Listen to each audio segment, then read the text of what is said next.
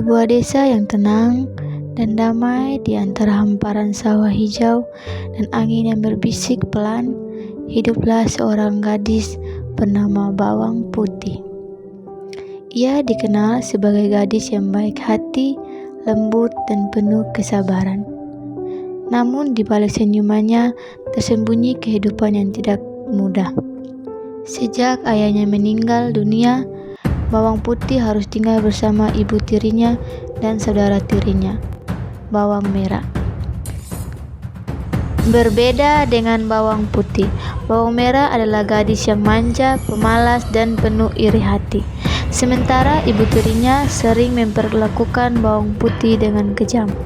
Setiap hari dari pagi hingga malam, Bawang Putih bekerja tanpa henti. Menyapu, mencuci, memasak, bahkan mengangkat air dari sungai yang jauh. Namun, tak sekalipun ia mengeluh. Ia hanya diam dan terus berusaha menjalani hidupnya. Hingga suatu hari, saat matahari bersinar hangat di pagi hari, Bawang Putih pergi ke sungai seperti biasanya.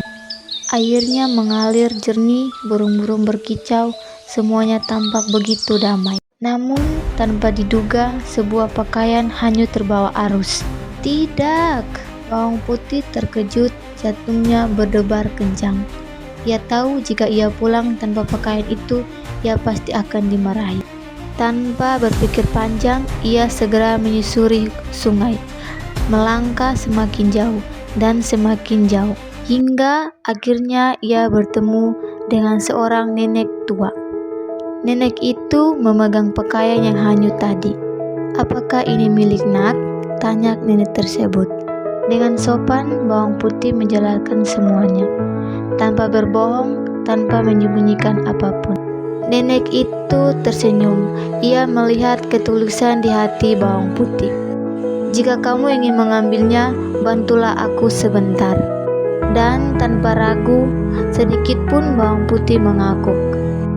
Ia membersihkan rumah, memasak dengan penuh perhatian, dan merapikan semuanya dengan sepenuh hati. Ia bahkan tidak mengharapkan apapun selain bisa membantu. Setelah selesai, nenek itu berkata, "Ambillah satu labu di belakang rumahku. Di sana ada banyak labu, besar, sedang, dan kecil." Dan tanpa keserakahan, Bawang Putih memilih labu paling kecil. Ia mengucapkan terima kasih dan kembali pulang. Namun, setibanya di rumah, ia justru dimarahi. "Kemana saja kamu?" Dan saat labu itu dibelah, emas permata keluar berkilauan. Melihat itu, hati ibu tiri dan Bawang Merah dipenuhi keserakahan. Mereka ingin lebih.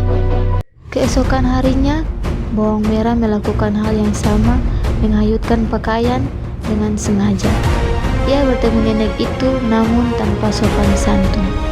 Ia membantu dengan malas, asal-asalan, dan ketika diberi pilihan, ia langsung mengambil labu terbesar. Dengan penuh harapan, ia pun pulang.